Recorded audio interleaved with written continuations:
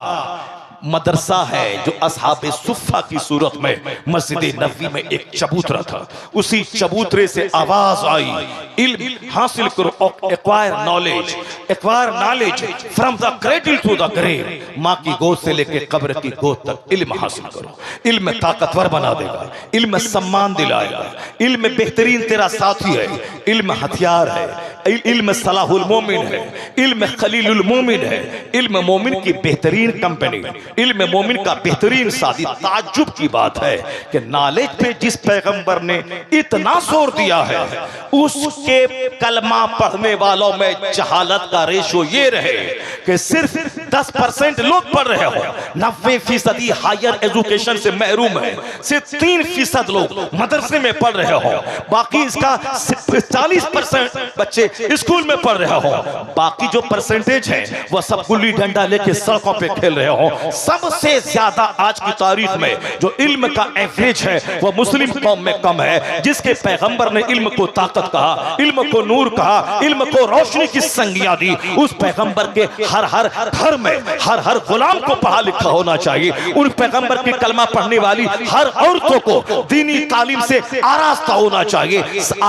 इल्म ही है जो सीने को पुख्ता करता है, इल्म ही है जो नर्वसनेस को दूर करता है, इल्म ही है जो जुल्म के खिलाफ लड़ने के लिए ज़बान अता करता है, इल्म ही है जो हौसला शिकनी के माहौल में हौसला जवान रखने का पैगाम देता है, इल्म ही है जो अत्याचार के खिलाफ, जो जुल्म के खिलाफ, जो इनजस्टिस के खिलाफ बोलने के लिए ज़बान देता है। आज हम नर्वस हो गए, आज हम कमजोर हो गए क्योंकि हम इल्म से महरूम है। आज फिर ये मदरसा आवाज देता है कि घर घर मुसलमानों की लाइब्रेरी में तब्दील हो जाए। हर मुसलमान बच्चा जमीन खरीदना बंद कर दे, प्लॉट खरीदना बंद कर दे, वो साहब मकान बनाना बंद कर दे। पहले अपने बच्चों को पढ़ाए, मजहब की भी तालीम दे और दुनियावी भी तालीम दे, ताकि मदरसा भी आबाद रहे और दुनियावी दरसगाहें भी आबाद रहे, ताकि मदरसा में पढ़े तो मरने के बाद जन्नत मिले, और फिजिक्स केमिस्ट्री पढ़े तो दुनिया में दूसरों के सामने हाथ फैला के गरीबी और भीख नहीं मांगे, बल्कि यहाँ भी खुशहाल रहे और दीन सीखे, ताकि मरने के बाद मुस्तफा की जन्नत चले जाए।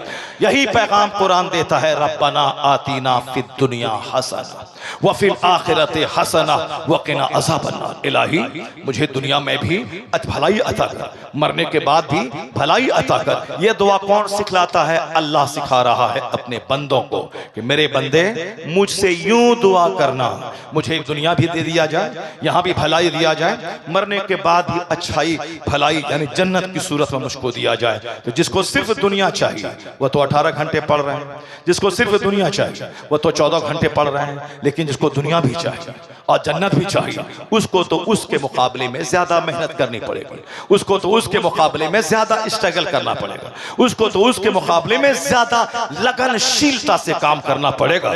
चूंकि डॉक्टर बनने के लिए 12 घंटे 14 घंटे लोग पढ़ रहे हैं, इंजीनियर बनने के लिए 8 से लेकर 10 घंटे लोग पढ़ रहे हैं, आईएएस ऑफिसर बनने के लिए 15 से लेकर 18 घंटे पढ़ रहे हैं। तो जब दुनिया के चंद सिक्के कमाने के लिए 16 घंटे की मेहनतें हैं, तो जिनको दुनिया में भी कामयाब होना और मरने के बाद जन्नत जाना, ऐसा नहीं कि जन्नत कोई काल्पनिक बात है, तसव्वुराती बात है, फातिहा दिला के जन्नत मिल जाए, लोहबान जला के जन्नत मिल जाए, चादर चढ़ा के जन्नत मिल जाए, ऐसा नहीं होता है। सरकार गौसे आजम 40 साल तक इशा की वजू से फजर की नमाज पढ़े हैं और हम लोहबान में जन्नत ढूंढ रहे हैं, हम अगरबत्ती में जन्नत ढूंढ रहे हैं, हम साहब बताशे में जन्नत ढूंढ रहे हैं, हम शक्करपाला में जन्नत ढूंढ रहे हैं, हम साहब मजार पे हाजिरी में जन्नत ढूंढ रहे हैं। जन्नत इतनी आसान चीज नहीं है कि गुलाब का फूल लेके जाएं, मजार पे चढ़ाएं, वहां से 2 एकड़ जमीन की मुराद भी मांग लें और मरने के बाद जन्नत भी चले जाएं, लोहबान जलाएं, अगरबत्ती जलाएं और साहब जन्नत भी मिल जाए और दुनिया में 1 करोड़ का बंगला भी मिल जाए। ये जो अजमेर मोहल्ला में करोड़ों की हाजिरी हो रही है,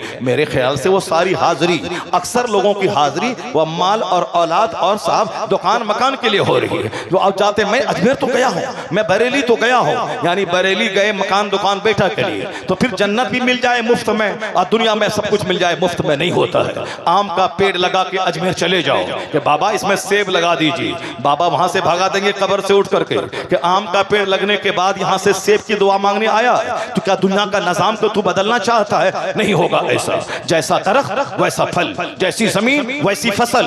अब गेहूं के खेत से गेहूं निकलेगा, आम के पेड़ से आम पलेगा। तो अरसा नहीं कि अजमेर गए वहां मांगा दुनिया भी मिल गई, बेटा डीएम बन गया। नहीं होगा ऐसा। दुनिया का सारा काम सिस्टम से चलता है।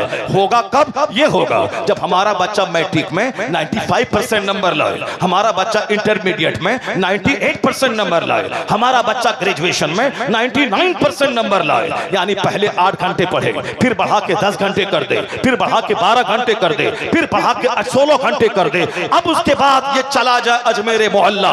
हुजूर मैंने मेहनत में कोई कमी नहीं की, मैंने टॉप रिजल्ट निकाला, 99% नंबर लाया। अब हुजूर एक दुआ के लिए हाथ उठा दे ताकि कामयाबी कदम चूमे। इधर से मेहनत चलेगी, उधर से गरीब नवाज का हाथ उठेगा, कामयाबी आसमान से उतर के कदम चूमेगी।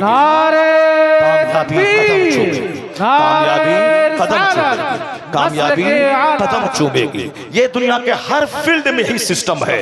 जब खेत गए बगैर रोजी नहीं मिलती, जब दुकान गए बगैर पैसा मेरे घर में चल के नहीं आता, जब बगैर स्कूल गए डिग्री नहीं मिलती, नौकरी नहीं मिलती। जब दुनिया में रोजी देने वाला अल्लाह है, मगर हम 8 घंटे खेत में पानी पटाते हैं, हम 12 घंटे दुकान में रहते हैं। रोजी देने वाला अल्लाह है तो दुकान क्यों जाता है, खेती क्यों करता है, फिर ये साफ ग्रेजुएशन तक डिग्री क्यों हासिल करता है, कंपटीशन फेस क्यों करता है, जब रोजी देने वाला अल्लाह है। मगर आप कहते हैं कि नहीं साहब रोजी देने वाला अल्लाह है मगर मुझको मेहनत करनी पड़ेगी, मुझको दुकान जाना होगा तब अल्लाह रोजी देगा। अल्लाह ने कहा जमीन में फैल जाओ। तो मैं रोजी के लिए, जो रोजी सबको मिलनी ही मिलनी है, उसके लिए खेत में, खलियान में, दुकान में, नौकरी, वतन से बेवतन होके गए हम पंजाब दिल्ली में, हिंदुस्तान छोड़ के सऊदी अरब गए। दुनिया के सिक्के के लिए दुकान जाना है, रोजी नहीं मिलेगी, खेत जाना है, रोजी नहीं मिलेगी। तो बस यही समझ ले कि रोजी देने वाला अल्लाह है, मगर खेत जाना होगा, ऑफिस जाना होगा, स्कूल जाना होगा, कल्याण में काम करना होगा। तो बगैर खेत गए रोजी नहीं मिलती है, तो बगैर मस्जिद गए भी जन्नत नहीं मिलती है, बगैर नमाज के जन्नत नहीं मिलती है, बगैर रोजे के जन्नत नहीं मिलती है, बगैर हज और ज़कात के जन्नत नहीं मिलती है। रोजी देने वाला अल्लाह है, मगर मेहनत करने के लिए खेत जाना होगा। बख्शने वाला अल्लाह है, मगर जन्नत के लिए मस्जिद जाना होगा, ज़कात देनी होगी। नारे तकबीर, नारे रिसालत, मसलके आला हजरत, मदरसा अहले सुन्नत जामिया नुमानिया चरकपत्तर। सुभान अल्लाह, सुभान अल्लाह, अल्हम्दुलिल्लाह। तो फिर मैं उसको निकालता हूँ अभी, मगर थोड़ी सी तकरीर हो जाए और सुन जाए, उसके बाद फिर मैं वो चिट्ठी निकालता हूँ। दरूद पाक पढ़ें, अल्लाहुम्मा सल्ली अला सय्यदना व मौलाना मुहम्मद मअदनिल जूद वल करम व आलिहि बारिक वसल्लिम सलातन व सलामन अलैका या रसूल अल्लाह। अब आप मेरी तकरीर सुन रहे हैं, आप 1 घंटे से जायद हो गए। मैंने अपनी तकरीर अभी स्टार्ट नहीं की है, क्योंकि मेरा जो टॉपिक है वह तहकीकी टॉपिक, जो मेरा एक रिसर्च का टॉपिक है, उसको जरा गौर से सुनिएगा। बगैर सुने हुए जाइएगा नहीं, जाएंगे तो नहीं आप लोग बगैर सुने हुए। हाथ उठा के जोर से बोले ला इलाहा इल्लल्लाह मुहम्मदुर रसूलुल्लाह सल्लल्लाहु अलैहि वसल्लम। आपने वादा कर लिया है एक बंदा भी नहीं जाएगा, जबकि मैं 2.5 घंटे बोल के आया। अभी 2 घंटा मेरा होने वाला है, मैं 2.5 घंटे यहाँ भी बोलूंगा इंशाअल्लाहुल करीम। आज 5 घंटे का रिकॉर्ड बनेगा, 2.5 घंटे दिन में, 2.5 घंटे रात में। तो अब बस सिर्फ आपकी तवज्जो चाहिए, वरना हमको शौक नहीं है तकरीर करने का। इतनी तकरीरें हो गई हैं कि अब तकरीर का शौक नहीं रह गया है।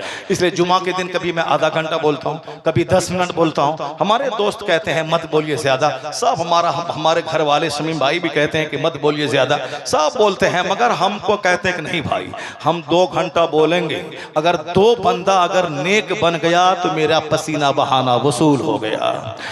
हम ये चाहते हैं कि शुरू के हिस्से में जो जिसके दिल में बात नहीं उतरी, मुमकिन है कि 2 घंटे के बाद जो जुमला निकल रहा है ये जुमला उसके दिल को बदल दे, उसके दिल को चेंज कर दे। इसीलिए ट्रेन छूटे प्लेन छूटे बात मेरी मुकम्मल होनी चाहिए। एक बंदा राहे रास्ते पे आ गया, सोच सीधी हो गई, मेहनत वसूल हो गई। अल्लाह तबारक व तआला हमें हक बोलने, आपको हक सुनने की तौफीक अता फरमाए। ये जॉन डेविनपोर्ट ने क्यों बोला कि मदरसा साइंसदानों को जन्म दिया है। क्यों बोला? बस 2-3 बातें मैं आप तक पहुंचाता हूं। किस कदर हालात दुनिया में बन रहे हैं, किस तरह आज कुरान पाक पढ़ने का मजाज दुनिया में फैल रहा है, जरा गौर से सुनिए। एक बिल्कुल सिंपल और सरल वाली बात, कलमा पढ़ने वाले रोजाना पढ़ रहे हैं, पहले ही आपको मालूम ना हो। वो सोशल मीडिया पे हंगामा है, यहाँ मुसलमान को मारा, वहां मुसलमान को पीटा, ऐसा हुआ, वो सब फेक, सब झूठ है। वो अगर कहीं सच है भी तो आजमाइश है। और सच्ची बात यही है कि दुनिया में इस्लाम ने कोहराम बपा कर दिया है। जैसे जैसे इल्म बढ़ रहा है, जहालत घट रही है, इस्लाम की तरफ पढ़े लिखे लोग ज्यादा लालायित होके ललचाई निगाहों से देखकर कलमा पढ़कर मोमिन हो रहे हैं। जरा गौर से सुनिए, एक बात पहले भी सुने होंगे, अगर नहीं सुने होंगे तो और सुनिए, जरा गौर से सुनिए। थाईलैंड की राजधानी बैंकॉक में एक यूनिवर्सिटी है। उस यूनिवर्सिटी के प्रोफेसर, डिपार्टमेंट ऑफ एनाटॉमी के एक बड़े प्रोफेसर है, उसका नाम है मेगाटेट तेजासेन। उन्होंने बहुत गहरा रिसर्च, बहुत गहरी तहकीक की कि दुनिया भर में अलग अलग टॉपिक पे सारे लोग काम कर रहे हैं, मुझे भी उस टॉपिक को टच करना है जिस पर लोगों ने काम नहीं किया है। हर साइंसदानों का एक मजाज होता है, अजूबा काम करना, नया काम करना, जिसको सब लोग नहीं कर रहे हैं उस फील्ड में काम करना। यह हमारे जैसे मौलवियों का मजाज है। एक मदरसा चल रहा है अहले सुन्नत जामिया नौमानिया, तो 10 किलोमीटर नहीं बल्कि 10 कदम दूरी पे एक दूसरा मदरसा कायम कर देना, जामिया सुबहानिया। अब जामिया सुबहानिया, अब वहां से 10 कदम की दूरी पर जामिया रजविया कायम कर देना।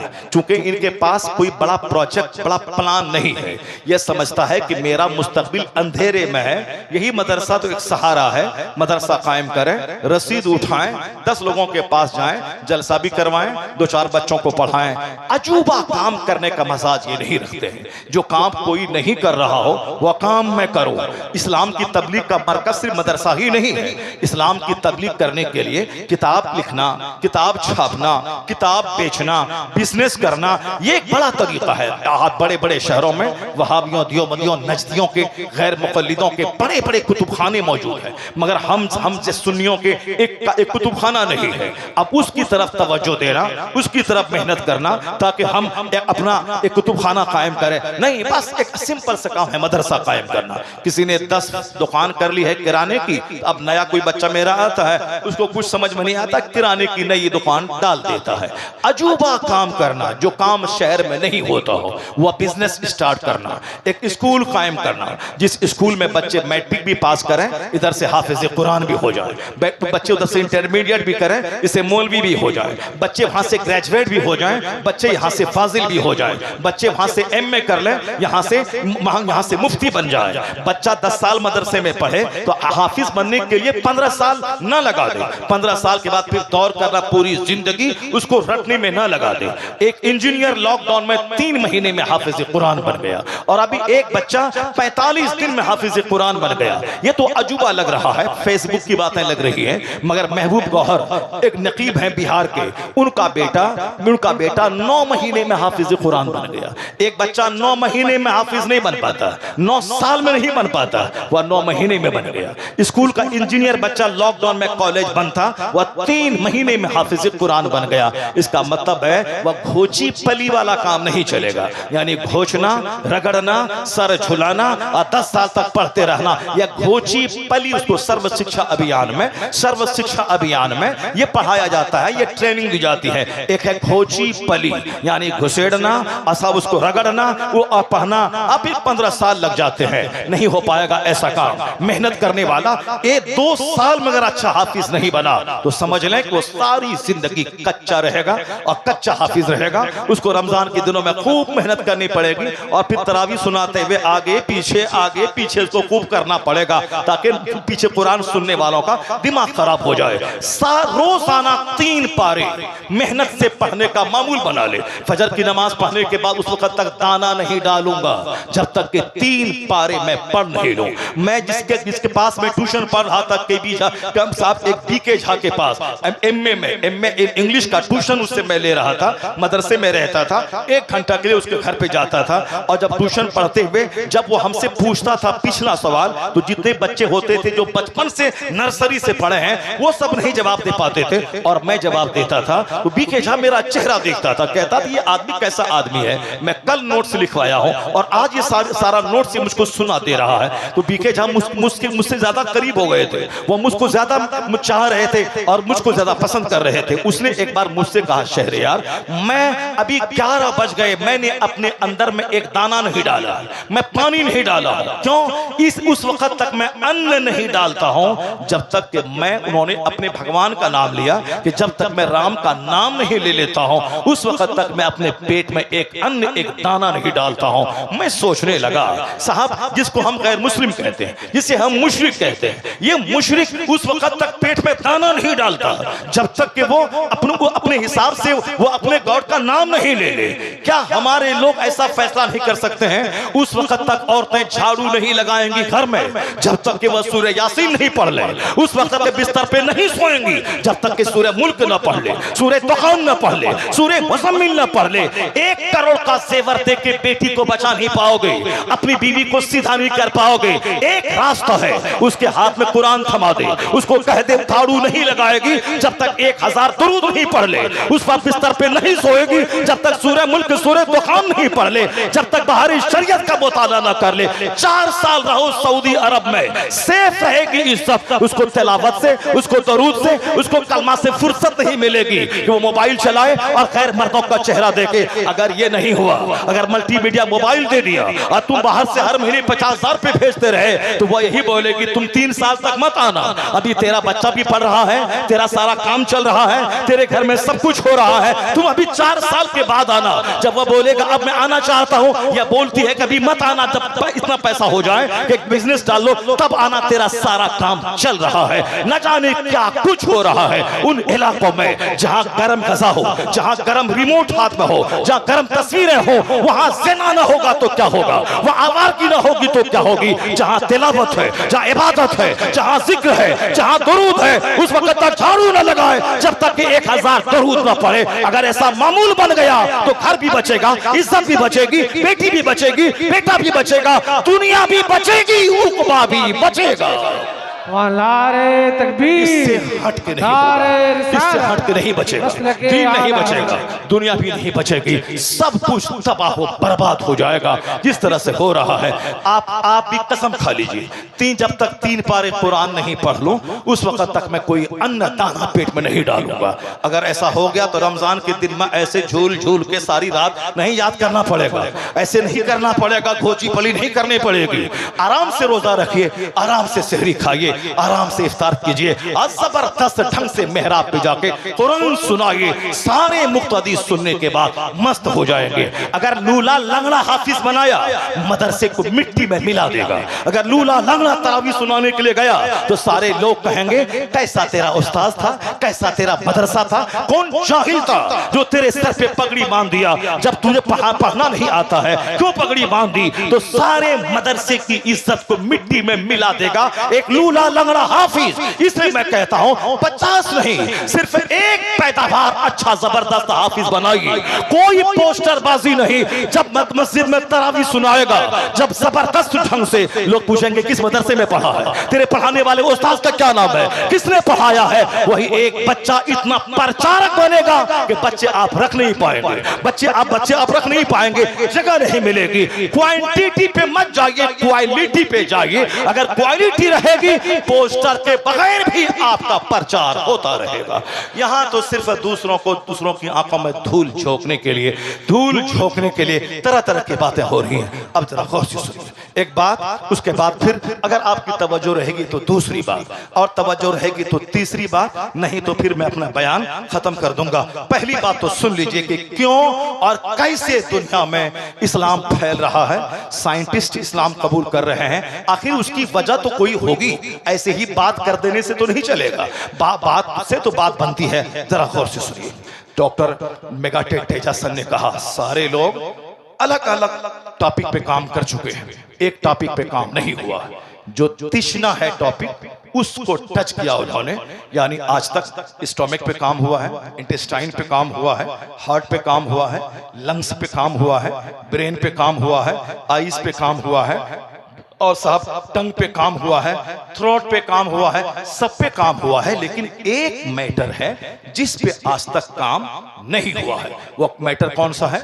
वो उन्होंने क्या कहा मेगाटे तेजा सिंह जी ने? उन्होंने ये कहा कि एक शोबा है, यानी आदमी के बदन में जो दर्द का एहसास, जो दर्द की फीलिंग होती है, वो फीलिंग हड्डी में होती है या चमड़े में होती है।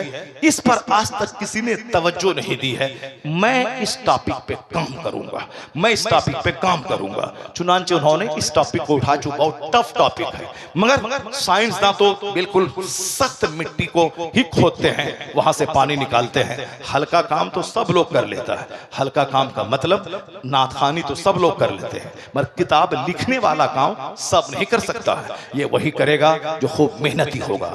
दूसरों की लिखी हुई नात पढ़ना ये तो सब पढ़ लेगा, लेकिन खुद से नात लिखना ये मुश्किल काम है। मुश्किल काम कम लोग करते हैं, आसान काम सब लोग करते हैं। आसान काम है मदरसे से निकल के मौजिन बन जाना, आसान काम है ट्यूशन पढ़ाना, आसान काम है मदरसे से निकल करके साहब दूसरे के घर में जाके फातिहा पढ़ना।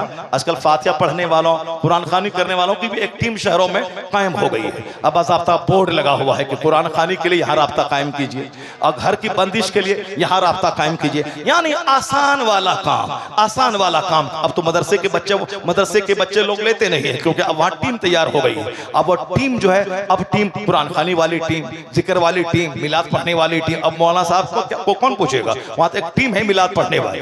अब साहब मस्जिद के इमाम साहब पहले मिलाद भी पढ़ते थे ताकि आमदनी वहां से भी आ जाए, निकाह से भी आ जाए, लेकिन अब तो साहब टीम बन गई। चूंकि सस्ता काम सब लोग करते हैं, मुश्किल काम कोई नहीं करते। बंबई दिल्ली में एक इमाम साहब थे, उस इमाम साहब मस्जिद में नमाज पढ़ाते थे। सोचा कि अब नमाज पढ़ाते हुए जिंदगी गुजर जाएगी, अब काम ये करना है कि अपने बच्चों को पढ़ा देना, मुसीबत उठा लेनी है, इमामत को पकड़े रहना है, बाल बच्चे को स्कूल में पढ़ा दें। मैं कुछ नहीं कर पाया, ये करेंगे। लेकिन मस्जिद के ट्रस्टियों ने इतना तंग किया, चटाई क्यों बंधी हुई है, बल्ब क्यों टूटा हुआ है, पंखा क्यों नहीं चल रहा है, आज से 25 साल पहले लोटा क्यों गिरा हुआ है, लोटा क्यों टपक रहा है, इतना तंग किया नमाजियों ने। अब वो फैसला के कि नहीं, अब तो इमामत करना मुश्किल काम है, इमामत हमसे नहीं हो पाएगी, चूंकि रहने नहीं देंगे ये लोग। एक आम फटीचर क्लास का आदमी भी, उसको भी राजी रखना पड़ता है इमामत के मुसल्ले पे बने रहने के लिए। सेक्रेटरी को अलग खुश करना, सदर को अलग खुश करना, मुतवल्ली को अलग खुश करना और हर नमाजी को खुश करना। वरना एक बंदा भी अगर बगावत का बिगुल बजा दिया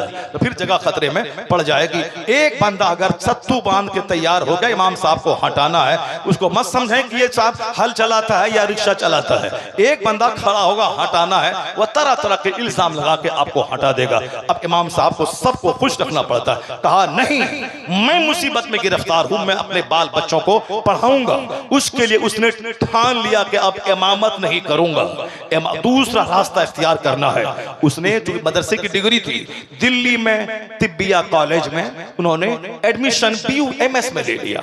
अब वो मुतवल्ली नमाजी सब KG हुजूरी करा, सिर्फ 2 साल तक सारी मुशक्कतें उठानी है। उसके बाद फिर हमें दूसरा काम करना। उन्होंने रात दिन एक करके मेहनत किया। 5 टाइम नमाज पढ़ाना है, किताब पढ़ना है, कॉलेज जाना है, BUMS की डिग्री हासिल कर ली। डिग्री हासिल करने के बाद दूसरे मोहल्ले में क्लिनिक खोल दिया।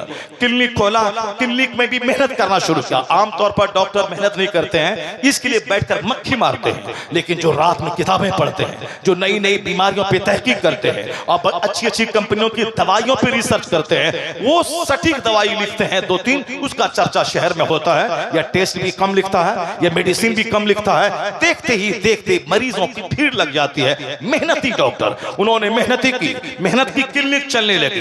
इसी दरमियान कॉलेज में लेक्चररशिप की जगह खाली हुई। उन्होंने मेहनत की, इंटरव्यू दिया, सिलेक्शन हो गया। उधर लेक्चररशिप की नौकरी मिल गई, इधर क्लिनिक भी चलने लगा। इमामत से मुस्ताफी हो गए।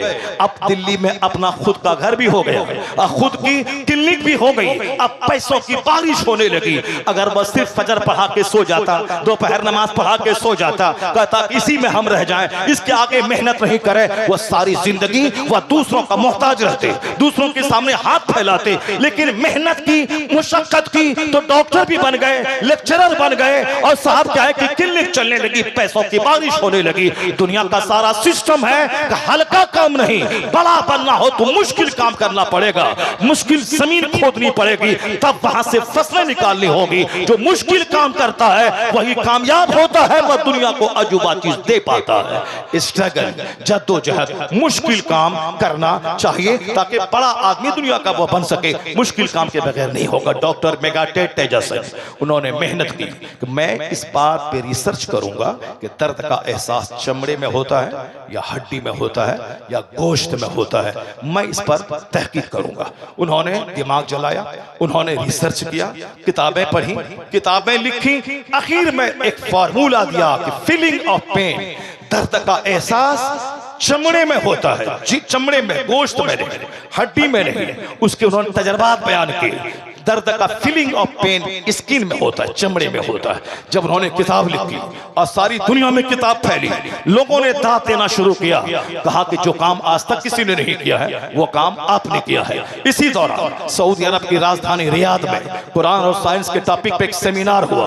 उस सेमिनार में मेगाटेट तेजासन को दावत दी गई। वो उस सेमिनार में गए, उन्होंने अपना आर्टिकल और मकाला लिख के ले गए। उस मकाले में अपनी नई तहकीक को पेश किया, सारी दुनिया में उसको दाद दिया, उसके काम को सराहा। एक इस्लामिक स्कॉलर ने कहा, मेगाटेट तेजासन जी, आपकी मेहनतों को मैं दाद देता हूं, आपकी मेहनतों को मैं सराहता हूं, लेकिन एक बात मैं आपसे कहना चाहता हूं। आप पढ़े लिखे आदमी हैं, साइंटिस्ट हैं, वैज्ञानिक हैं, मेरा कुरान है, ये इस्लामिक किताब, अल्लाह की किताब है, ये किसी ने लिखा नहीं है, ये हमारा अकीदा हमारे रब ने अपने महबूब पैगंबर पे ये नाजिल फरमाया है, और वो किताब की शक्ल में हमारे सामने मौजूद है। एक चैलेंज है 1400 साल से, अगर कुरान में डाउट हो तो एक सूरत ले आओ, सूरत में एक आयत ले आओ, यानी कुरान की तरह आज तक कोई ला नहीं सका। ये अल्लाह का कलाम है और नाजिल हुआ आज से 1400 साल पहले इस दुनिया में। तो मैं एक आयत पढ़ता हूँ, मेगाटेट तेजासन जी आप उसको गौर से सुनिए और अपनी तहकीक का जायजा लीजिए। और ये कलाम इलाही 1400 साल पहले नाजिल हुआ है, ना कोई इसमें एक हर्फ आगे बढ़ा सकता है, ना उसमें घटा सकता है। जिसने भी घटाया उसका कद खुद घट गया। ये कुरान एक मौजिज़ा है, अल्लाह का कलाम है, एक हर्फ न आगे न पीछे हो सकता है। तो मैं एक आयत पढ़ता हूं, उस आयत को गौर से सुनिए। कुरान शरीफ में अल्लाह एक जगह फरमाता है, वल्लज़ीना कफरू बिआयातिना सौफ नुस्लिहिम नारा कुल्लमा नदिजत जुलूदुहुम बदलनाहुम जुलूदन गैरहा लियज़ूकुल अज़ाब। वो क्या कहते हैं कि इस आयत करीमा में अल्लाह ने ये फरमाया, जिन लोगों ने मेरी आयतों को मानने से इनकार किया, हम उन्हें जलाएंगे क़यामत के दिन जहन्नम की आग में, हम उसे जलाएंगे जिसने मेरी आयतों को मानने से इनकार किया। जब आग में लोग चलेंगे, कुल्लमा नदिजत जुलूदुहुम बदलनाहुम जुलूदन गैरहा, अल्लाह कहता है जब जहन्नम की आग में खाल काफिरों की गल जाएगी, मुनकिरों की गल जाएगी, उसकी जगह हम दूसरी खाल पैदा कर देंगे। जरा गौर से सुनिएगा, क्या कहा? उसकी जगह दूसरी खाल पैदा कर देंगे, लियज़ूकुल अज़ाब, ताकि वह दर्द का मजा चखे, ताकि वह अज़ाब का मजा चखे। क्या मतलब? दर्द को का मजा चखाने के लिए हड्डी बदलने की बात नहीं की गई है, गोश्त बदलने की बात नहीं की गई है, इसमें चमड़ा बदलने की बात की गई है। बदलनाहुम जुलूदन गैरहा, ताकि उस वह खाल जब गल जाएगी उसकी जगह दूसरी खाल में पैदा कर दूंगा ताकि वह दर्द का मजा चखे। मेगाटेट तेजासन जी हैरान हो गए। I am first man of the world, मैं दुनिया का पहला आदमी हूं जिसने ये तहकीक किया है कि दर्द का एहसास चमड़े में होता है। मगर यही बात अगर कुरान में 1400 साल पहले से मौजूद है तो फिर मेगाटेट तेजासन जी ने कहा, सारे लोग खड़े हो जाएं, हमारे शेख आ रहे हैं, सरबराहे आला अल जामिअतुल अशरफिया हुजूर अजीज मिल्लत की आमद हो गई, वो तशरीफ ले आए। अब शेख कामिल और बहुत बड़ी अरबिक यूनिवर्सिटी के वाइस चांसलर, उनको आप देखें किस कदर सादगी के साथ एक बहुत बड़े इदारे का संचालन कर रहे हैं और अपने प्रोडक्ट्स को लॉन्च करके पूरी दुनिया में फैला रहे हैं जबरदस्त ढंग से। अशरफिया के प्रोडक्ट आज बड़े बड़े इदारे, बड़ी बड़ी मस्जिदों, अमेरिका, यूरोप, खूबसूरत ऑस्ट्रेलिया दुनिया के सारे बर्रे आजमों में जहां की पैदावार है, जहां इल्मी खिदमात अंजाम दे रहे हैं, उसी मरकजी इदारे के वाइस चांसलर, वहां के सरबराह हुजूर अजीज मिल्लत हजरत मौलाना अब्दुल हफीज साहब मदजुल आली तशरीफ ले आए।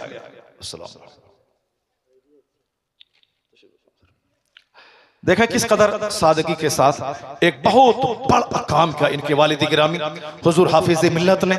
बिल्कुल ही मेहनत और लगनशीलता के साथ एक जबरदस्त इदारे को उन्होंने मकतब को मदरसे की शक्ल दी, मदरसे को दारुल उलूम की शक्ल दी, दारुल उलूम को अरबी यूनिवर्सिटी की शक्ल देकर तमाम सुन्नियों पे एक बड़ा एहसान किया है, एहसान किया है। वहां के प्रोडक्ट अभी मौलाना शाहिद मिसबाही, बैठ जाए सारे लोग, मौलाना शाहिद मिसबाही उसी अशरफा का प्रोडक्ट अभी हमारे बिहार के समस्तीपुर में IAS ऑफिसर बनकर मदरसे का नाम ऊंचा कर रहे हैं। इसका मतलब है कि मैंने आपसे कहा कि इसी मदरसे का प्रोडक्ट, मदरसे का की पैदावार अगर वो सिर्फ मस्जिद में रह के उसी पे संतुष्ट हो जाते, कमाते खाते, उसी में सारी जिंदगी मोहताजी की जिंदगी गुजारते, लेकिन उन्होंने एक बड़ा प्लान बनाया। उस प्लान के तहत मेहनतें की तो डॉक्टर हो गए, डॉक्टर हो गए, अब इज्जत की रोजी कमा रहे हैं, साथ अपना घर, अपनी क्लिनिक हो गई, अपने बाल बच्चों को पढ़ा रहे हैं। मेहनत शर्त है, प्लान बड़ा रखना पड़ेगा।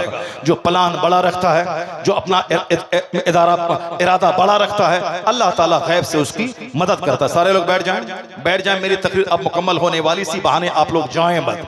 अभी गुफ्तगू जो मैंने टॉपिक टच किया था, उस टॉपिक पे मैंने गुफ्तगू अभी तमाहक को शुरू पे सिर्फ पहला पॉइंट में अब तक मैं दे रहा हूं। पहले उस टॉपिक का जो मेरी गुफ्तगू का उन्वान था, उसका मैं पहला चैप्टर में खोल रहा हूं। उसके बाद मैंने कहा था अगर आपको यह चैप्टर पसंद आ गया फिर मैं दूसरा चैप्टर खोलूंगा, अगर वो पसंद आ गया तीसरा चैप्टर खोलूंगा। मगर मुमकिन है कि शायद आप बहुत देर से गुफ्तगू सुनते सुनते शायद आप थक चुके हैं, इसलिए मैं अपना चैप्टर समेटता हूं। समेटने के बाद मैं फिर यहां से ले जाता हूं। कल इंशाअल्लाह करीम किशनगंज के आगे एक पांजीपाड़ा इलाका है, मैं अपना चैप्टर वहां जाके खोलूंगा। मैं अपनी एनर्जी क्यों लॉस करूंगा? जब मैं एनर्जी लॉस कर रहा हूं, अगर आप गौर से सुन रहे हैं तो फिर मुझको भी लगता है थकावट का एहसास खत्म होता जा रहा है। अब मैं पहले 1.5 घंटे तक मैं बैठ के बोला हूं, अब मैं खड़ा हो गया हूं, खड़े खड़े मैं 1 घंटा बोलना चाह रहा हूं और आप बोलने नहीं दे रहे हैं। आप सब लोग भाग रहे हैं, जितने लोग खड़े हैं वो सबके सब बैठ जाएं, सबके सब सारे लोग बैठ जाएं। इस चैप्टर को पूरा होने दीजिए, उसके बाद फिर मैं दूसरा चैप्टर खोलूंगा जब तक आपका इशारा नहीं होगा। यह चैप्टर पहले मुकम्मल तो होने दीजिए। मेगाटेट तेजासन, head of the department of anatomy Bangkok, यानी थाईलैंड की राजधानी बैंकॉक का एनाटॉमी डिपार्टमेंट के हेड, जिन्होंने पहली बार दुनिया के सामने अपनी जदीद तहकीक को रखा कि फीलिंग ऑफ पेन, दर्द का एहसास जिल्द में होता है। जब उसको सऊदी अरब की राजधानी रियाद के सेमिनार में जब कुरान पाक की आयत सुनाई गई कि जिसमें आप 10 साल तक दिमाग चलाकर जो रिसर्च आपने किया है, वो बात फसाहत के साथ कुरान करीम में मौजूद है। अल्लाह फरमाता है जिसने हमारी आयतों को मानने से इनकार किया, हम उसे जहन्नम की आग में जलाएंगे। कुल्लमा नदीजत जुलूदुहुम, जब उसका चमड़ा गल जाएगा, बदलनाहुम जुलूदन गैरहा, उसकी जगह हम नई खाल पैदा कर देंगे। लियाज़ुकुल अज़ाब, ताकि वो अज़ाब का मजा चखे। तो दर्द का मजा चखाने के लिए हड्डी और गोश्त नहीं, जिल्द और चमड़ा बदलने की बात की। यही तहकीक 10 साल दिमाग चलाकर मेगाटेट तेजासन जी ने किया है। तो जब उसने सुना, वह चूंकि उसका ज़मीर जिंदा था, वह मुहक्किक था, वह जिद्दी नहीं था, वह जज्बाती नहीं था, वह अंधभक्त नहीं था, आंख बंद करके काम करने वाला नहीं था। चूंकि जो मुहक्किक होता है नजर उसके आगे पीछे सब पर होती है, वह बोलता कम है, वह सुनता ज्यादा है, वह गौर व फिक्र ज्यादा करता है। मेगाटेट तेजासन दुनिया को जो सबसे पहला फार्मूला दिया दर्द की फीलिंग का के चमड़े में, यह बात वजाहत से जब कुरान करीम में उसने सुनी, कुरान करीम की आयतों में, मेगाटेट तेजासन जी ने कहा I am first man of the world, मैं दुनिया का पहला आदमी हूं जिसने दुनिया को बताया है कि दर्द का एहसास चमड़े में होता है। लेकिन अगर यही बात कुरान में 1400 साल पहले से मौजूद है, जिस जमाने में ना विज्ञान का इल्म दुनिया को था, ना इसके बारे में किसी को पता था, यह इस बात की दलील है यह आदमी का कलाम नहीं हो सकता है, यह आदमी के खालिक का कलाम कलाम है, ये रहमान का कलाम है, ये मालिक का कलाम है। तो मेगाटेक तेजासन जी बोला, सारी दुनिया गवाह रहे कि जब सच्चाई जाहिर हो गई है तो मेगाटेक उस सच्चाई को कबूल करता है और कलमा पढ़कर मोहम्मद अरबी का गुलाम होता है। कलमा पढ़कर मोहम्मद अरबी का गुलाम होता है। Who says Islam danger? कौन कहता है कि इस्लाम खतरे में है? मैं बदअमल हूं, मैं खतरे में हूं। मैं नमाज नहीं पढ़ता हूं, मैं खतरे में हूं। मैं रोजा नहीं रखता हूं, मैं खतरे में हूं। मैं शादी बियाह अकीका खतना सब काफिराना ढंग से करता हूं, मैं खतरे में हूं। मेरी सोच दुनियादाराना हो गई, मैं खतरे में हूं। इस्लाम खतरे में नहीं है, ना इस्लाम खतरे में था, ना आज है, ना कयामत तक रहेगा। पहला वो दिन 4 लोगों ने कलमा पढ़ा था, दुश्मनों ने कहा इस्लाम मिटा देंगे, 4000 लोगों ने कलमा पढ़ लिया। फिर लोगों ने कहा इस्लाम मिटा देंगे, 4 लाख लोगों ने कलमा पढ़ लिया। फिर लोगों ने कहा इस्लाम मिटा देंगे, 4 करोड़ लोगों ने कलमा पढ़ा। यह 1500 साल के दरमियान आज 200 करोड़ मुसलमान है जिसके नाम के साथ लफ्ज़ मोहम्मद जुड़ा हुआ है। मोहम्मद अहमद, मोहम्मद कमर, मोहम्मद समर, या 200 करोड़ मोहम्मदी फौज इस बात की दलील है कि पहला दिन 4 लोगों ने कलमा पढ़ा, आज 200 करोड़ के साथ लफ्ज़ मोहम्मद जुड़ा हुआ है। यह इस बात की दलील है कि दुश्मनी बढ़ती जाएगी, मोहम्मदियों की तादाद में इजाफा होता चला जाएगा। है नूरे खुदा कुफ्र की हरकत पे खंदासन, फूंकों से चराग बुझाया ना जाएगा। दुनिया में इल्म बढ़ रहा है, तहकीक बढ़ रही है। ये सोशल मीडिया पे नाचने गाने वालों से इस्लाम का दायरा महदूद नहीं होगा। मैं तो और बहुत सारी बातें सुनाने वाला था, मगर चूंकि बातें आप पर बोझ बन गई हैं शायद, इसलिए अब मैं अपना चैप्टर में समेटता हूं। अब इस मदरसे ने ठान लिया है कि फिर दोबारा उसी तारीख को जिंदा करना है। मदरसे में सिर्फ मौज़िन और इमाम की पैदावार नहीं होगी, बल्कि मदरसे में अब यहाँ से वही दौर को लाया जाएगा जहाँ कंप्यूटर इंजीनियर पैदा होगा। मदरसे में अंग्रेजी जबान का फार्मूला जो हुजूर हाफिज मिल्लत ने आज से 70 साल पहले दिया था, और वह फार्मूला कारगर भी रहा। उसी अशरफिया के प्रोडक्ट मौलाना शाहिद मिसबाही अंग्रेजी में जबरदस्त किताबें लिखते हैं, जबरदस्त खिताब करते हैं, और उसी मदरसे के बेशुमार प्रोडक्ट लॉस एंजलिस में, कैलिफोर्निया में, वाशिंगटन डीसी में, न्यूयॉर्क में, हिंदुस्तान में जितने बड़े बड़े मदारिस हैं उसके मुंतजिम, उसके मोहतमिम, उसके बड़े मुदर्रिस की सूरत में उसी अलजामतुल अशरिफा के प्रोडक्ट सारी दुनिया में फैलकर मसलक आला हजरत की खिदमत कर रहे हैं। यानी हमारे लोग अरबी भी बोलें, अंग्रेजी भी बोलें, हिंदी भी बोलें, उसी हाफिज मिल्लत की तालीमात से इंप्रेस्ड होकर मैंने अंग्रेजी में एमए किया, और साहब दाढ़ी के साथ किया, शिरवानी के साथ किया। दाढ़ी मैंने छोटी नहीं की के साथ, वरना बहुत सारे कमजोर किस्म के लोग जब तक मदरसे में पढ़ते हैं तो दाढ़ी रहती है, नमाज रहती है। मिलिया चले गए साहब, हमदर्द यूनिवर्सिटी चले गए, हैदराबाद चले गए, बस वहां जींस टी शर्ट भी पहनने लगे और दाढ़ी भी छोटी, कमजोर किस्म के लोग। वरना जिसकी तालीम में गहराई है, अच्छे लोगों की सोहबत रही है। अभी कल जब मैं मदरसे मीटिंग कर रहा था तो हमारा एक नौजवान बोला कि मैं अलीगढ़ से अभी भी वापस आया हूं, मैंने वहां देखा फिजिक्स डिपार्टमेंट में जुब्बा पहने हुए, दाढ़ी रखे हुए साहब, वो साहब तालिब इल्म है, वो असर से मगरिब के बीच में खेल रहे हैं। खेलने के बाद जुब्बा के साथ, दाढ़ी के साथ, कौन है? फिजिक्स डिपार्टमेंट, जबरदस्त तालीम इसकी है। यानी ये केमिस्ट्री डिपार्टमेंट है, ये फिजिक्स में है, ये बायोलॉजी में है, ये साहब नीट की तैयारी निकाल के एमबीबीएस कर रहे हैं। यानी जुब्बा के साथ। मैंने कहा ना कि इल्म यहाँ दाढ़ी में नहीं रहता, इल्म पगड़ी में नहीं रहता, इल्म जुब्बे में नहीं रहता, इल्म की जगह है दिल। जो भी मेहनत करेगा, मुशक्कत करेगा, पढ़ेगा, तो अब उसी मेहनतों को जगाने की जरूरत है। मदरसे में 5 किताबें सिलेबस में है, मगर 50 किताबें पढ़नी पड़ेंगी एक्स्ट्रा तौर पर, ताकि आपकी उर्दू भी अच्छी हो जाए, ताकि एक्स्ट्रा नॉलेज भी आपको हो जाए। जब स्कूल के बच्चे 20 किताब पढ़ सकते हैं, वह जीके पढ़ सकते हैं, जीएस पढ़ सकते हैं, हिस्ट्री पढ़ सकते हैं, सिविक्स पढ़ सकते हैं, ज्योग्राफी पढ़ सकते हैं, तो फिर आप एक किताब को क्यों रट रहे हैं यार? तो आप कुरान पाक भी हिफ्ज कीजिए, आप अंग्रेजी भी पढ़िए, हिंदी भी पढ़िए, संस्कृत भी पढ़िए, फारसी भी पढ़िए, खारजी तौर पर इस्लामी तारीख का मुताला कीजिए, फिक्र का मुताला कीजिए। यानी इस तरह उसके लिए आपको उस्ताद उस्ताद लाना होगा, उसके लिए टीचर लाना होगा, अच्छी बिल्डिंग देनी होगी, अच्छा गार्डन देना होगा, अच्छा पार्क देना होगा, ताकि अच्छे माहौल में बच्चे रहे। जब एक बाप यह सोचेगा कि मैं बच्चे को इंजीनियर बनाऊं या आलिम दीन बनाऊं, तो एक तरफ है साहब भोची पली वाला मसला, एक कमरे में 25 बच्चे रह रहे हैं, अब वहां उसका इंतजाम नहीं है, बाथरूम में भीड़ लगी हुई है, खाने का मैनेज सही नहीं है, तो कभी भी एक अच्छा घराने का बच्चा उस मदरसे में नहीं पढ़ेगा। जब आपको अट्रैक्ट करना है, कशिश देनी है, तो आपको मदरसा को खूबसूरत बनाना होगा, बच्चों के लिए प्लेग्राउंड बनाना होगा, खेल खेल का मैदान देना होगा, बच्चों की रिहाइश के लिए स्कूल कॉलेज की तरह साफ कमरे देने होंगे, उसको लाइट का इंतजाम देना होगा, सामान रखने के लिए उसके साथ वार्डरोब का इंतजाम करना पड़ेगा। उसके लिए तो सरमाया चाहिए, उसके लिए तो पैसे चाहिए, अच्छे टीचर रखने होंगे। बच्चा है 200, टीचर आपके पास 5, ये बताएं कैसे आप अच्छी तालीम देंगे? बच्चा एक ही तरह के मुदर्रिसीन हैं, एक ही तरह की तालीम हो रही है, नहीं होगा। शानदार बिल्डिंग बनानी होगी। जब आपका बच्चा आप लेके जाएंगे, इधर स्कूल है, इधर मदरसा है, मदरसा स्कूल से बेहतर इमारत, स्कूल से बेहतर प्लेग्राउंड, स्कूल से बेहतर क्लीनलीनेस, स्कूल से बेहतर सफाई, स्कूल से बेहतर तालीम, स्कूल से ज्यादा सम्मान है।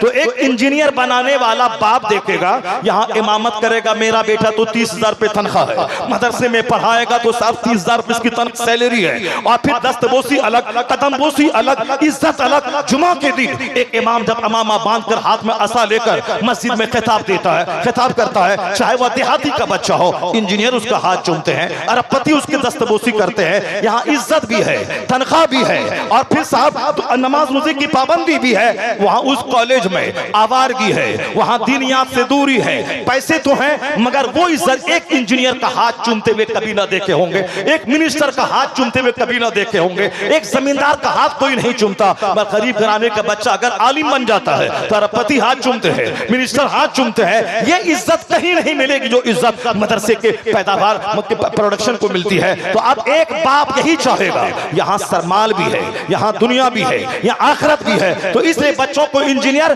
बाद में बनाने के बारे में सोचेंगे, पहले आलिमे रब्बानी बनाने के बारे में सोचेंगे। यहाँ दुनिया भी मिलेगी, उकबा भी मिलेगा, इज्जत भी मिलेगी, राहत भी मिलेगी। तो उस तरह से आपको लोगों के दिल में शौक जगाना होगा। शौक जगाने के लिए पुराने ट्रेडिशनल अंदाज पे नहीं, जबरदस्त बिल्डिंग देनी होगी। यहाँ शानदार मदरसा है, शानदार कैंपस है, यहाँ इनका प्लान बहुत बड़ा है हमारे मौलाना साहब का।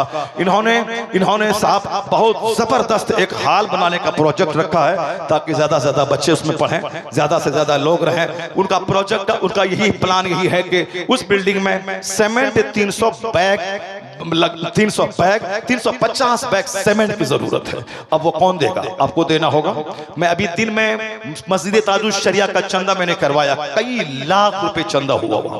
और उससे पहले जब फाउंडेशन पड़ा था 4 साल पहले, उस मौके से भी मैं गया था। उस फाउंडेशन में भी लगभग 8-10 लाख रुपए लोगों ने दिया था। मैंने कहा आप लोग गरीब हो, आप लोग मोहताज हो, लेकिन हिम्मत तो है, हौसला तो है। गरीबों ने 11-11 हजार रुपए, गरीबों ने 50-50 हजार रुपए। मैंने बोला 20,000 रुपए इस सीमेंट के तसले को 20,000 रुपए में आप लें, 25,000 में सरकार आला हजरत के तारीख उर्स की मुनासबत से लें। तो लोगों ने 51,000 रुपए दिया।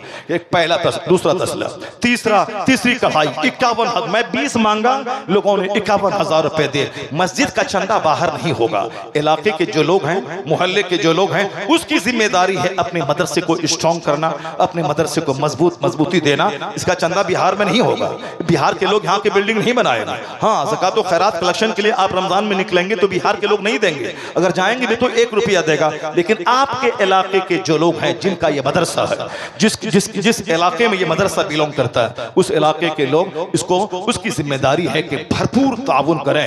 350 बैग सीमेंट इस बिल्डिंग की तामीर में लग रहा है। मैं चाहता हूं कि पहला बंदा, हजारों का मजमा है, इसमें से कोई एक बंदा ऐसा उठे जो कह दे कि 50 बैग सीमेंट मेरी तरफ से इस इदारे की, उस बिल्डिंग की तामीर के लिए मैं दे रहा हूं। 50 बैग सीमेंट एक बंदा हो। मदरसा मॉडर्न बनने जा रहा है, मदरसे में साइंस की तालीम होने जा रही है, मदरसे में बिल्डिंग भी स्कूल के मुकाबले में ज्यादा खूबसूरत बनने वाली है, ताकि बच्चों को लगे कि हम भी एक मजहबी इदारे में इल्म हासिल कर रहे हैं। 350 बैग सीमेंट इस बिल्डिंग की तामीर में। मैं चाहता हूं कि 10 मिनट के अंदर में 350 बैग सीमेंट का इंतजाम हो जाए, ताकि फिर फिर मैं समझ लूं कि हाँ वाकई आपके सीने में इस्लाम का दर्द है, सुन्नियत का दर्द है, मदरसे का दर्द है। पहला बंदा, इतना बड़ा मजमा है, हजारों की तादाद में लोग हैं, पहला बंदा 50 बैग सीमेंट, 50 बैग 50 बोरी सीमेंट चाहिए ताकि सीमेंट का मसला हल हो जाए। 50 बैग कोई भारी बात नहीं, 400 रुपए के हिसाब से एक बोरी सीमेंट की कीमत होती है। 50 बैग का मतलब होता है 20,000 रुपए। 20,000 रुपए कोई भारी चीज नहीं है, एक बार नहीं देना है। इतना 50 बैग का वादा तो कर लें, उसके बाद कल 10 बैग ला के दे दें, 10 दिन के बाद फिर 10 बैग ला के दे दें, 10 दिन के बाद फिर 10 बैग ला के दे दें। चूंकि काम अचानक तो होगा नहीं, काम बहुत दिनों तक चलता रहेगा, इसलिए मैं सब साहिबान खैर से मैं दावत देता हूं 50 बैग सीमेंट। कोई एक बंदा हो जो सामने आए, मुसाफा करे, हजरत को सलाम करे और अपनी तरफ से लिखवा दे कि मेरी तरफ से 50 बैग सीमेंट आपके इदारे की तामीर के लिए मैं आपको दे रहा हूं। पैगाम अली साहब, नारे तकबीर, नारे रिसालत, जरा जोर से बोलो, हिम्मत मत हारना, सबों को देना, एक बंदा भी दिए बगैर यहां से नहीं जाएगा। माशाअल्लाह, नौशाद भाई ने 50 बैग सीमेंट देने का वादा किया है। वो बिल्कुल मोबाइल तैयार रखे हुए हैं, QR कोड लीजिए उसमें, और उसके बाद फौरन ये दे रहे हैं, ऐसा नहीं कि बकिया 50 बैग सीमेंट की कीमत फौरी तौर पर दे रहे हैं। और दूसरा कौन दिया था पहला? क्या बात है, पैगाम अली भाई। पैगाम अली भाई वो नकद दे रहे हैं कि हाँ माशाअल्लाह दे देंगे, सुभान अल्लाह, अल्लाह जज़ा खैर अता फरमाए। पैगाम अली भाई ने मोहम्मद रफीक अंसारी, सुभान अल्लाह, कहाँ के? मुर्गाटी। नारे तकबीर, नारे रिसालत, मदरसा जामिया नौमानिया, नारे तकबीर। रफीक भाई ने 50 बैग सीमेंट देने का वादा किया। अल्लाह जज़ा खैर अता फरमाए, अल्लाह उसके कारोबार में बरकतें अता फरमाए, कारोबार की जो मुश्किलात हैं अल्लाह उसको हल फरमाए, कारोबार की सारी रुकावटों को अल्लाह दूर फरमाए। कुछ नहीं होता, अल्लाह रब्बुल इज्जत सदका देने से खुश होता है, अल्लाह का गज़ब ठंडा होता है। इन्ना सदक़ता लतुत्फ़ी गज़ब रब, बेशक सदका अल्लाह के गज़ब को ठंडा कर देता। बंदा परेशान होता है, बीमार, सुभान अल्लाह। अफरोज भाई ने 50 बैग सीमेंट देने का वादा किया। मेरे ख्याल से 200 बैग सीमेंट का इंतजाम आपका हो गया, अब 150 बैग रह गया। बस 3 बंदा उठ जाए, 50 बैग सीमेंट लेकर, 20,000 रुपए की मामूली सी रकम है, 50 बैग की कीमत, तो आप वो लेके आ जाएं। 1000 का मजमा है, मुझे बड़ी दिली खुशी हो जाएगी। हमारे शेख बैठे हैं, इनकी दुआ आपके साथ लगेगी, हजरत बैठे हुए हैं, दुआ करेंगे आपके लिए। अल्लाह तबारक व तआला आपकी सारी मुश्किलात को आसानियों में तब्दील फरमा देगा। सदका करने से मुसीबतें दूर होती हैं, मुश्किलात हल होती हैं और फिर जायज और दिली तमन्नाएं पूरी होती हैं। बस 3 बंदा चाहिए ताकि सीमेंट का मसला हल हो जाए। जो इंजीनियर ने प्रोजेक्ट दिया है 350 बैग का, वो मसला हल हो जाएगा। अभी 200 बैग सीमेंट का इंतजाम हो गया, 150 बैग, 3 बंदा और चाहिए। बस हिम्मत चाहिए आपकी, आप हिम्मत करें, अल्लाह रब्बुल इज्जत आपकी मदद करेगा, गैब से असबाब पैदा फरमा देगा, आपको कारोबार में तरक्की अता फरमाएगा। बस चाहिए हमें एक बंदा। माशाअल्लाह, सुभान अल्लाह। अब्दुल रऊफ भाई कहाँ के रहने वाले हैं? हाँ माशाअल्लाह, जान रहे हैं ना, क्या बात है। हाजी अब्दुल रऊफ साहब, इन्होंने 50 बैग सीमेंट देने का वादा किया। अल्लाह जज़ा खैर अता फरमाए, सेहत व आफियत दे। हज़रत की दुआएं आपके साथ हैं। बस 2 बंदा और चाहिए। आपके क्या नाम है? सुभान अल्लाह, अब्दुल जब्बार अंसारी, मिल्लत नगर, 50 बैग सीमेंट इन्होंने दिया है। अल्लाह जज़ा खैर अता फरमाए, सेहत व आफियत नसीब फरमाए। अल्लाह बरकतों से मालामाल। फर्क कितना है? 10 बैग। गुलाम मुस्तफा, चलिए ठीक है, गुलाम मुस्तफा भाई ने 10 बैग सीमेंट का पैसे उन्होंने दिया है। अल्लाह जज़ा खैर अता फरमाए, सेहत व आफियत नसीब फरमाए, इनके बाल बच्चों को अल्लाह तंदुरुस्ती अता फरमाए। कितना हो गया? 350 बैग हुआ। हाँ, अभी 2 बंदा और चाहिए, 2 बंदा और चाहिए, बस सिर्फ 2 बंदा और चाहिए। वाह माता भाई वाह। 60 बैग, 30 60, माशाअल्लाह, सुभान अल्लाह। क्या नाम हुआ आपका? मोहम्मद बेलाल। आपका क्या नाम हुआ? मोहम्मद मेहताब। कि माशाअल्लाह, मोहम्मद बेलाल, मोहम्मद मेहताब, इन दोनों नौजवानों ने 60 बोरी सीमेंट, 30 बैग सीमेंट देने का वादा किया। अल्लाह तबारक व तआला इन दोनों नौजवान के कारोबार में बरकतें अता फरमाए, इनके घर में जो भी परेशानियां, अल्लाह उस परेशानी को दूर फरमाए। 350 बैग। अब एक बंदा और चाहिए। सुभान अल्लाह। हाफिज कलीम साहब अपने वालिद के सारे सवाब के लिए उन्होंने 10 बोरी सीमेंट की कीमत दे दी उन्होंने। अल्लाह जज़ा खैर अता फरमाए, सेहत व आफियत नसीब फरमाए। 30 बैग, माशाअल्लाह, सुभान अल्लाह। मास्टर माशाल्लाह। मास्टर शमसुल हक साहब ने 30 बैग सीमेंट देने का, हाँ चलिए माशाल्लाह, सुभान अल्लाह, सुभान अल्लाह, नारे मास्टर नारे तकबीर, इदारे के नारे सेक्रेटरी रिसालत, साहब उन्होंने 50 बैग सीमेंट देने का वादा किया। अल्लाह तबारक व तआला जज़ाए खैर अता फरमाए, सेहत व आफियत नसीब फरमाए माशाल्लाह। मैं माशाल्लाह 10 बोरी मोहम्मद मासूम रजा अपने वालिद गिरामी की तरफ से दिया है। अल्लाह जज़ाए खैर अता फरमाए।